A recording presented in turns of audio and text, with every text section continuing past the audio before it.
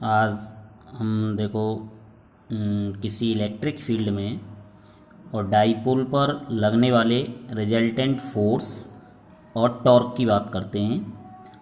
Consider करिएगा कि एक डाइपोल है ए बी और इलेक्ट्रिक फील्ड ई में उसे रखा गया है और ये थीटा एंगल पर इलेक्ट्रिक फील्ड की डायरेक्शन से रखा हुआ है, थीटा एंगल पर।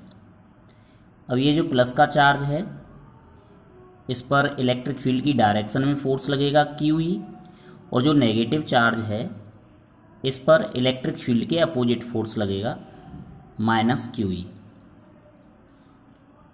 अब रिजल्टेंट फोर्स की अगर मैं बात करूं तो क्यू ई और माइनस क्यू ई दोनों अपोजिट हैं और डायरेक्शन अपोजिट के साथ साथ मैग्नीट्यूड में इक्वल हैं। तो ये रिजल्टेंट जो फोर्स होगा वो होगा plus q e minus q e equal to zero. इसके बाद ये रिजल्टेंट फोर्स की बात हो गई कि किसी इलेक्ट्रिक फील्ड में डाइपोल पर लगने वाला electric force, resultant electric force zero होता है। अब टॉर्क की बात कर लेते हैं। We know that torque equal to force into perpendicular distance between the pair of force, या जो फोर्सेस होते हैं उनकी जो एक्शन लाइन होती है उनके बीच का परपेंडिकुलर डिस्टेंस। तो यहाँ मैं बात करूँ ये क्यू ई है और एक फोर्स है क्यू ई, दोनों एंटी पैरेलल हैं और इनके बीच का जो एक्शन लाइन के बीच का परपेंडिकुलर डिस्टेंस है वो बी सी है। तो यहाँ पर आपका टॉर्क हो जाएगा force into perpendicular distance between action line of force. Force तो हो गया क्यू ई और perpendicular distance B C. B C की हम वैल्यू निकालेंगे यहाँ। ये ट्रिंगल है ए बी सी, यहाँ साइन थीटा लगा दें तो साइन थीटा इक्वल टू कितना है B C upon A B. तो यहाँ से आप जा सकते हो sine theta equal to B C upon A B. तो बी सी इक्वल टू हो जाएगा ए बी साइन थीटा और ए बी की वैल्यू है 2a, तो B C equal to 2a sine theta. B C की वैल्यू रख दी 2a sine theta, तो टॉ इक्वल टू हो जाएगा Q E 2a sine theta. अब q इंटू 2a क्या होता है p, q into 2a p होता है, तो q और 2a की जगह p रख दिया, e ज्यों का त्यों आ गया और साइन थीटा आ गया। और वेक्टर फॉर्म में दिखाना चाहें तो टॉ जो है वेक्टर फॉर्म में हो जाएगा, टॉ वेक्टर फॉर्म में P क्रॉस ई, और इसकी डायरेक्शन देखेंगे तो E है आपका जो गिवन डायरेक्शन है राइट साइड में और थीटा एंगल पर है आपकी P माइनस क्यू से प्लस क्यू की ओर। तो टॉर्क जो है वो राइट हैंड स्क्रू रूल से, स्क्रू कॉर्क रूल या राइट हैंड थंब रूल से डाउनवर्ड होगा। तो इस तरीके से इसकी डायरेक्शन आ जाएगी।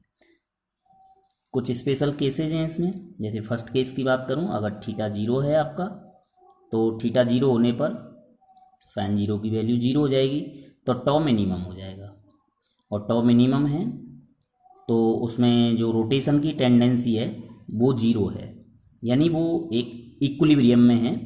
और अगर इसको यहाँ से थोड़ा सा डिस्टर्ब भी करते हैं, अगर इस तरीके से डिस्टर्ब करते हैं तो फिर दोबारा से ये फोर्स लग के ऐसे ही घूम जाता है, और अगर आप दोबारा छोड़ोगे तो फिर यहीं घूम के आ जाएगा, क्योंकि इस वाले एंड पर तो इधर लग रहा है फोर्स और इस वाले एंड पर इधर लग रहा है फोर्स। तो जैसे ही आप रोटेशन में रखोगे तो फिर दोबारा से घूम के वहीं आ जाता है। तो ये आपका स्टेबल इक्विलिब्रियम है। ओके, सेकंड में बात करेंगे, अगर थीटा 90 है, इस तरीके से रखा हुआ है ये इस तरीके से, तो इस वाले एंड पर तो आपका इधर लग रहा है फोर्स और इस वाले एंड पर इधर लग रहा है। तो ये जो मैक्सिमम फोर्स आएगा, क्योंकि ये डिस्टेंस जो है वो मैक्सिमम होगी, परपेंडिकुलर डिस्टेंस बिटवीन फोर्सेस ये मैक्सिमम होगी, तो यहाँ आपका टॉर्क जो है मैक्सिमम होगा इस कंडीशन में। तो रोटेशन की टेंडेंसी सबसे ज़्यादा तब होगी जब ये एंगल 90 डिग्री का होगा।